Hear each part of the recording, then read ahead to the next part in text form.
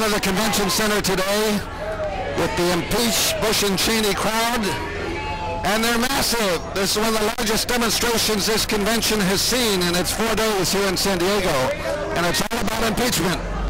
We have executives here, we have ordinary workers, beautiful women, short, pudgy people like me, old-timers, and we're all for impeaching this president and his vice president and his Secretary of State. They're going against the Constitution, disallowing our treaties, doing things that disobserve what America is all about. And that's why they've got to go. We need a new team in the White House. There's a whole lineup of people here ready to take over. And hopefully this can happen. A lot of our state legislatures, many of our cities around the country are putting in measures for impeaching the president, advising the Congress of the United States they've got to put this back on the table. And we have a courageous congressman in Dennis Kucinich who's put it on the table. There are articles of impeachment now for Vice President Bush, no, for Vice President Cheney, and next, of course, will be President Bush. But they're starting with Cheney because they don't want to impeach it backwards. They don't want him as president, for sure. He's the brains behind Bush anyway. He and Karl Rove and company. So our idea is to get Cheney first and put the fear of hell in these people so they don't even try Iran. They don't even try to use those carriers they have waiting outside there to send a missile or two in, or encourage Israel to do that. They're going to scare the hell out of them and get them to observe the Constitution rather than go against it. And listen to the American people when they say, get out of Iraq. When the majority of the American people speak, the president should listen. And it's about time.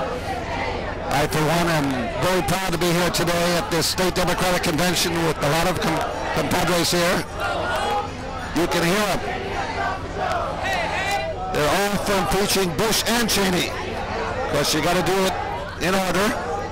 And they have articles of impeachment with all the reasons behind them outlined. Now it's up to the Democratic leadership, Nancy Palosie, Staney, and the others in our leadership in the House to take up that in committee. John Conyers' Judiciary Committee.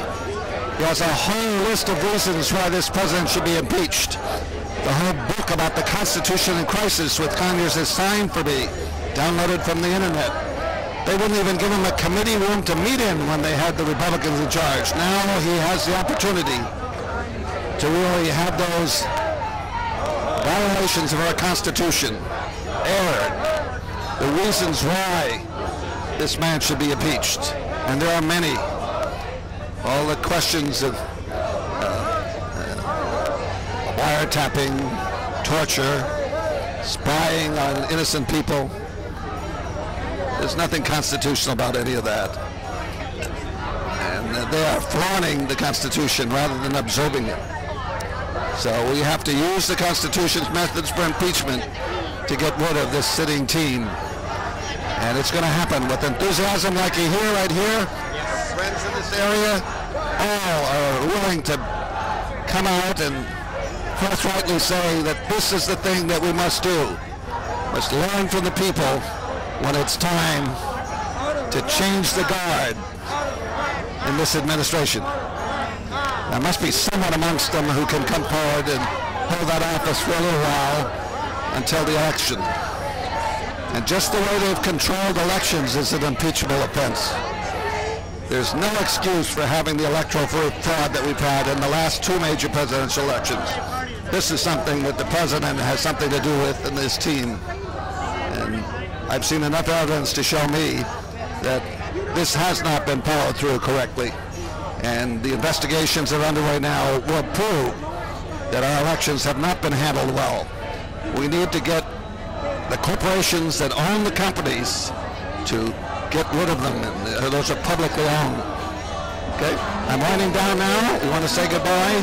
And I'll be at the next impeachment hearing with you.